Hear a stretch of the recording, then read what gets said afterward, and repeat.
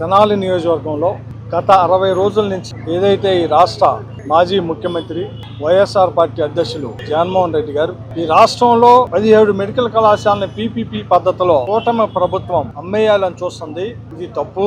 ఈ నిర్ణయం సరైనది కాదు అని ప్రజల దగ్గరికి పీపీపీ పద్ధతిలో ఇచ్చేదానికి వ్యతిరేకంగా కోటి సంతకాల ఉద్యమానికి పిలిపిస్తే మేము నిన్న 70,000 అనౌన్స్ చేస్తే నిన్న సాయంత్రానికి 74,000 వచ్చింది సంతకాలు చేసింది. ఇంత విజయవంతం చేసిన YSR party cadre, YSR party వివిధ శ్రేణుల్లో పనిచేసిన అనుబంధ సంఘ అధ్యక్షులకి, కార్యవర్గాలకి, మరి ముఖ్యంగా తెనాలి నియోజకవర్గ ప్రజలకి కృతజ్ఞత చెప్పుకుంటాం. ఎందుకంటే 70,000 సంతకాలకి ఈ నియోజకవర్గ ప్రజలు చేశారు అంటే దాని అర్థం ఏంటి అంటే ప్రభుత్వ నిర్ణయం సరైనది కాదు, ఈ నిర్ణయాన్ని పునఃసమీక్షించుకోవాలా, ఈ నిర్ణయం ప్రజలకు ఆమోదయోగమైనది కాదు, దయచేసి కూటమి ప్రభుత్వం దీన్ని పునఃసమీక్షించుకోవాలని చెప్పి ప్రజలు ఇచ్చిన మ్యాండేట్. వైఎస్ఆర్ పార్టీ కాదు. 2 సంవత్సరాల క్రితం ప్రజలు ఒక మ్యాండేట్ ఇచ్చారు కూటమి ప్రభుత్వాన్ని అధికారంలో తీసుకొచ్చి.